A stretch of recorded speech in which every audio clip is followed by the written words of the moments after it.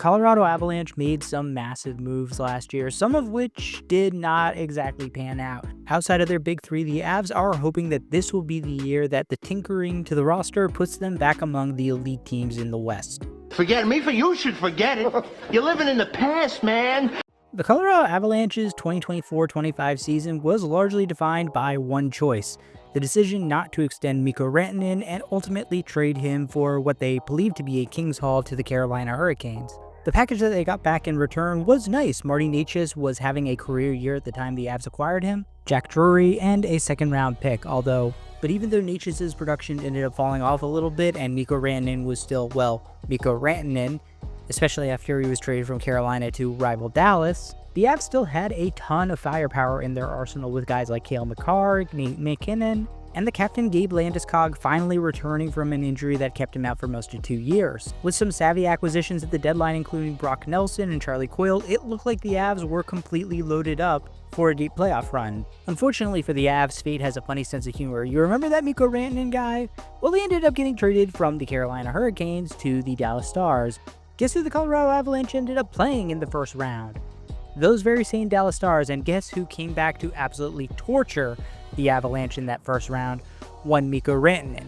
He was one of the key difference makers for Dallas as they took down Colorado in a tightly fought series.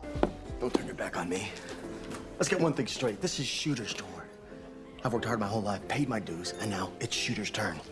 Now, the Avs forwards are absolutely loaded even without Mikko Rantanen. On the top line, the centerpiece is, of course, Nathan MacKinnon, one of the 5 best forwards in the NHL without question, in my opinion. Always a threat to win the Hart Trophy and the Art Ross Trophy, and he is set up for success this year. On one side, he has Val Nichushkin, who is back fully from the demons that landed him in the player assistance program, and the aforementioned Necas, who is returning after a very solid performance with the Avs last year, though he is in the final year of his contract and will probably demand a big raise, which he and his agent are already making some noise about. Well, good thing that you traded away a franchise cornerstone player for him and now basically have to pay him, or else you're going to look like complete idiots, Avs.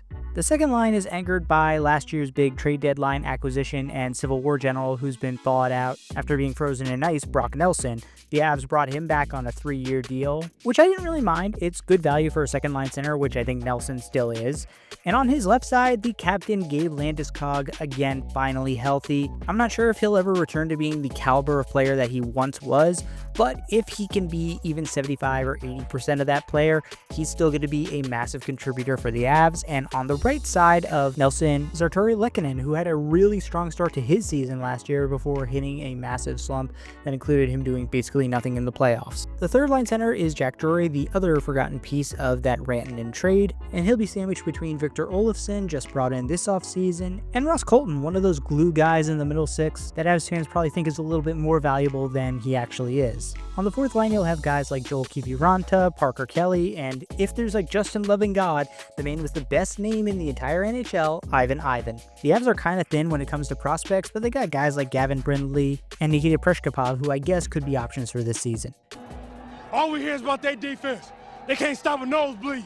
And as much as I love the forward depth that the Colorado Avalanche has, when it comes to their defense, boy howdy are they just absolutely loaded with top-end talent, headlined of course by Cale Makar, who is the best defenseman on the planet right now. I will not hear any other opinions. Quinn Hughes, Zach Werenski, guys like that, great players. They're not on the same level as Cale Makar. He is an alien out there on the ice. But his defensive partner, Devon Taves, no slouch either, a legit number 2 out there, making them the top defensive pairing in the NHL by a wide margin. The second pairing, made up of Sam Girard and the manimal himself, Josh Manson, is, again, an ideal second pairing for any team. Both of these guys perfectly suited for the 3-4 role, and I like how they complement each other. Manson is more of the enforcer, Sam Girard more of the transition guy. Neither are necessarily elite, but they can both hold their own. The bottom pairing, you have Sam Malinsky, who just got re-signed to a 1-year bridge deal. He's going to be UFA after this year, and Avs fans are still swearing by his untapped potential at age 27. Yeah, he might just be inconsistent. And his defensive partner is going to be Brent Burns, brought in on a 1-year deal for $1 million. I love that. even at age 40, Brent Burns is still incredibly effective, and if he's not having to play a lot of minutes, I think this is a steal of a signing for the Avs. And the Avs actually have a lot of help waiting in the wings as far as defensive prospects. Mikhail Gulyayev is one of their best prospects in the entire system, although he's going to be probably playing in the KHL this year, and Sean Behrens, who's a more likely option for this year, although he is still recovering from an injury. Wait, it's not Goldberg. It's Wes. Here, take it. Thanks. The goalie! Last year, the Avalanche were absolutely terrible in goal, which was shocking to me as somebody who thought that Justus Annunen and Mikhail Gordiev were absolutely stellar picks to beat a team on a deep playoff run. The Avs just haven't figured out goaltender ever since they let Darcy Kemper walk, correctly I might add, and have been trying to piece together some goaltenders Voltron style to form one goaltender who's actually passable. This year, they're banking on the two Wood brothers, Mackenzie Blackwood and Scott Wedgwood. Both of those guys are fine spot starters and good number 2 options. Neither are a starter in my opinion, or at least not a long-term 50-55 game starter. And maybe you'll catch lightning in a bottle and one of them will get hot, but I would really be looking still to upgrade that position, especially going into the playoffs. It was not a good look for them last year, trying out Blackwood against Jake Ottinger. You ain't gonna be able to hit them. They're too good and you suck something off. Yes, sir, I sure do. Jared Bednar is still the coach of the Colorado Avalanche and the latest coach who got them to win their Stanley Cup. However, outside of that Stanley Cup win, his playoff record is kind of sus, to say the least. He hasn't made it out of the second round in any year other than the year he won the Cup, so I could potentially see the Avalanche looking at maybe not wanting to waste the remaining primes of McKinnon and Makar, maybe shaking things up if they don't make a deep playoff run this year. Personally, I wouldn't. I think Bednar is still a very good coach, but I can't rule it out as a possibility. Since you're new here, I'm gonna cut you a break. No surprise with them being a little bit cash-strapped, the Avalanche weren't playing in the deep end when it came to offseason transactions. They made some very shrewd moves towards the bottom end of their roster, though. Like I said, Brent Burns for $1 million, even at age 40, is an absolute steal of a signing. I think he could still be an incredibly effective defenseman, potentially playing top 4 minutes in a pinch. Victor Olofsson on the third line, again, is great value for that spot. I think he's definitely a guy on the Avs who can give you 40 points. And I think it was also quite smart of them to flip Charlie Coyle to the Columbus Blue Jackets. He was kind of excess goods with the players that they had in their bottom 6. Pretty good. Pretty dang good, lads! Yeah! Again, as I mentioned, Cale Makar gets all the attention, but Devon Toews is a legitimately good number 2 defenseman for the Avs, and on other teams, he could potentially be a number 1 guy, a low-end number 1 guy, but he's a very good number 2 for the Avs and would be for any other team. He's positionally incredibly sound, has an active stick, and he's just one of those guys who's unremarkable out there on the ice, doesn't make a lot of big plays, but also doesn't make many big mistakes.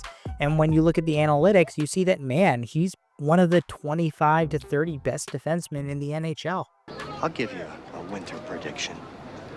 It's gonna be cold, it's gonna be gray, and it's gonna last you for the rest of your life. I think the Avs are making the playoffs almost unquestionably. The question is going to be, what can they do in the playoffs? They're in a division that's still going to be very tough. The Jets are the defending President's Trophy champions, and even though they might take a step back, they're going to be very good. The Dallas Stars are always going to be a tough team to play against, as the Avs found out last season. The Blues and Wild will be feisty, and I think the Utah Mammoth are a team that might take a step forward this year. I can very confidently say I think Colorado is still one of the 3 best teams in that division.